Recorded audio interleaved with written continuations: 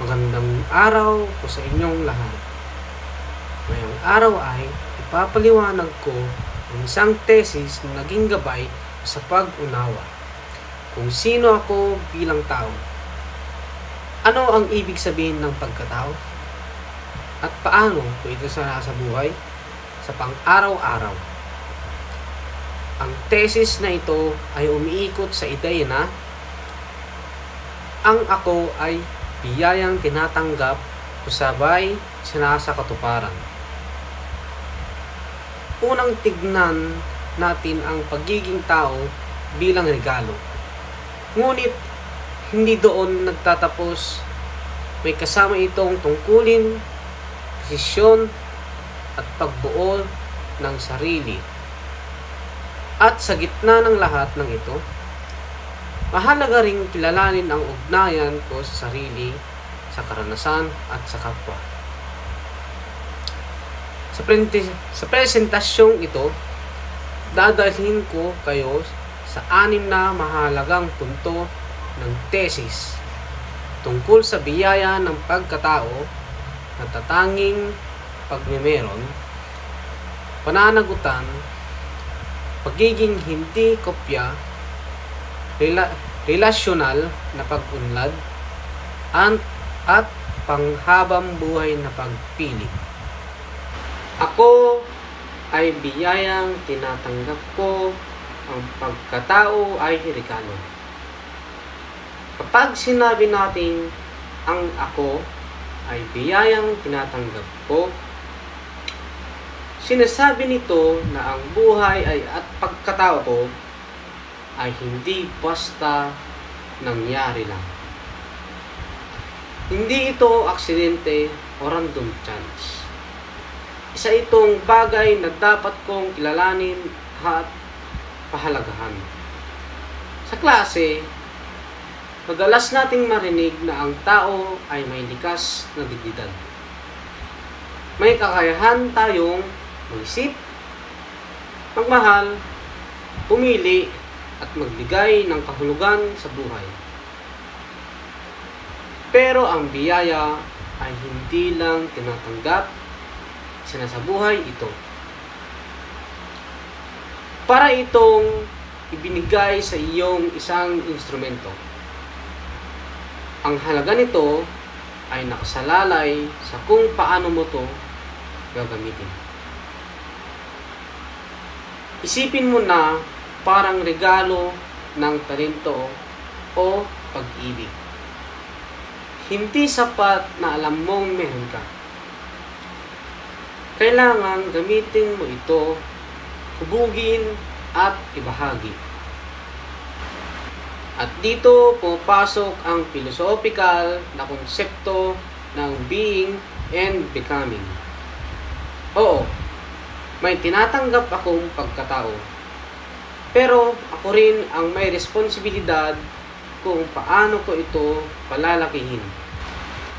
Hindi ako tapos na produkto, kundi taong patuloy na nagiging ako.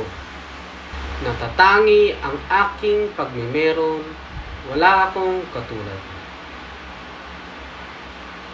Sinabi rin ng thesis na natatangi ang pagmemeron ako. Ibig sabihin, kahit may milyon-milyong tao sa mundo, walang eksaktong kapareho ko.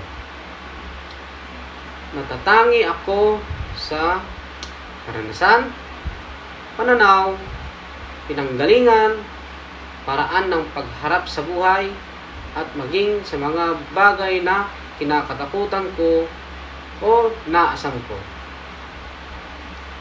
Sa panahon ngayon, napakadaling makalimutan ang pagiging natatangi. Lalo na sa social media. Isang scroll lang, makikita mo ang mga taong parang mas magaling, mas maganda, mas masaya, mas ahead sa buhay.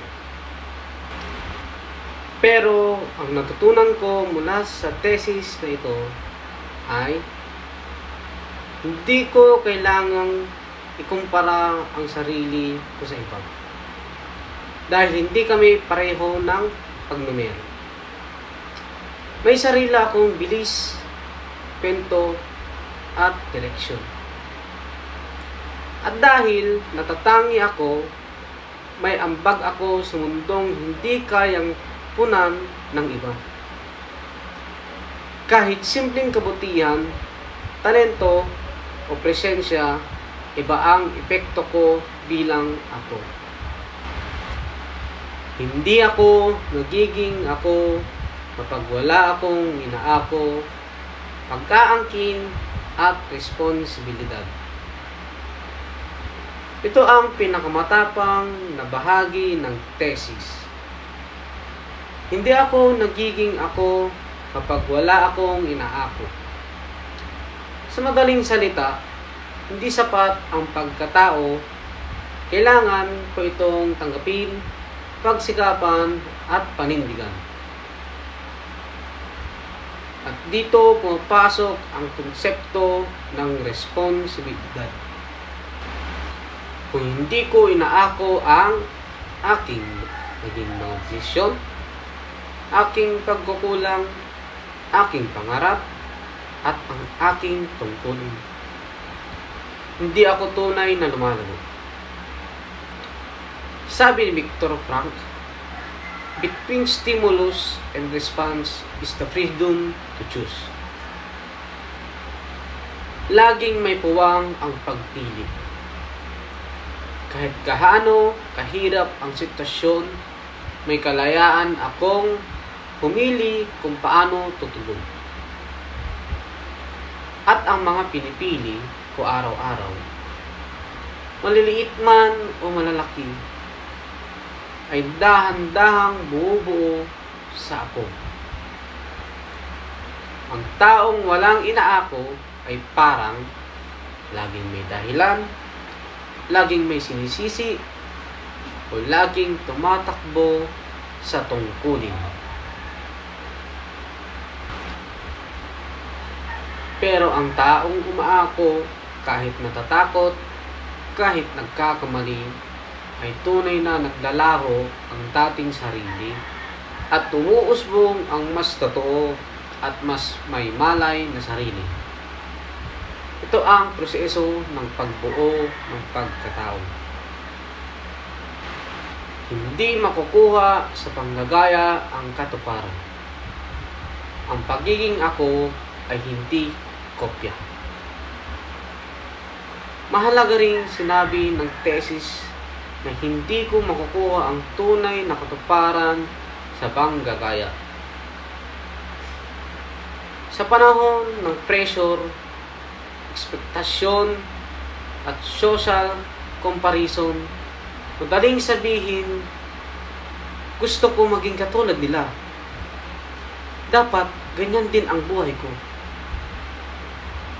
Para tanggapin ako, kailangan maging ganito ako. Pero ang panggagaya ay parang pagsusuot ng sapatos na hindi kasya. Kahit maganda, hindi komportable. Kapag ginagaya ko ang landas ng iba, nawawala ang sarili kong tinig. Nakakamit ko ang itsura ng tagumpay, pero hindi ang totoong ako. Kaya, kailangan kong harapin ang tanong. Kung hindi ako manggagaya, sino ako talaga? Ano ang gusto kong tahakin, hindi dahil uso, hindi dahil pressure, kundi dahil ito ang tugma sa pagkatao ko. Nakabatay sa pagkikipag-ugnay, relasyonal, ang pagpapakatao. Hindi ko natatagpuan ang ako sa pag-iisa lamang. Nabubuo ako sa ugnayan, sa sarili, sa karanasan, at sa kapwa. Una, ugnayan sa sarili. Dito pumapasok ang self-reflection. Ano ang pinahalagahan ko? Ano ang tunay kong gusto? Tama ba ang direksyong tinatahak ko? Kung hindi ko kilala ang sarili ko, magiging madali akong mahatak ng ingay ng mundo. Pangalawa, ugnayan sa karanasan. Lahat ng nangyayari, tagumpay, pagkakamali, sakit, saya ay may ambag sa aking paghubog. Ang pagkabigo, minsan ang nagtuturo sa akin ng lakas. Ang pagkakamali, ang nagtuturo ng kababaang loob. Ang pag-angat ang nagpapaalala ng pasasalamat. Pangatlo, ugnayan sa kapwa. Sabi ni Martin Buber, I become I through you. Natuto akong maging tao sa pamamagitan ng pag-ibig, pakikinig, pakikialam, pagkamagbigay, at pakikitungo. Ang ako ay hindi saradong kahon. Sa itong dinamiko at buhay na ugnayan. Walang hanggang pagpili sa mahalaga. Ang buhay ay pag-aaraw-araw na pagpili. Ang paghahanap sa sarili ay hindi isang malaking eksena na biglang mangyayari. Ito ay sunod-sunod na araw, sunod-sunod na desisyon, sunod-sunod na paghaharap sa tama at mali, sunod-sunod na pagpili kung ano ang mahalaga. Araw-araw ay tinatanong ko ang sarili ko. Ano ang gusto kong unahin ngayon? Anong dapat kong bitawan? Paano ako magiging mas mabuting tao? Ano ang dapat kong panindigan? At sa bawat araw na pumipili ako ng mabuti, ng totoo, ng mahalaga, unti-unti kong isinisakatuparan ang ako. Konklusyon.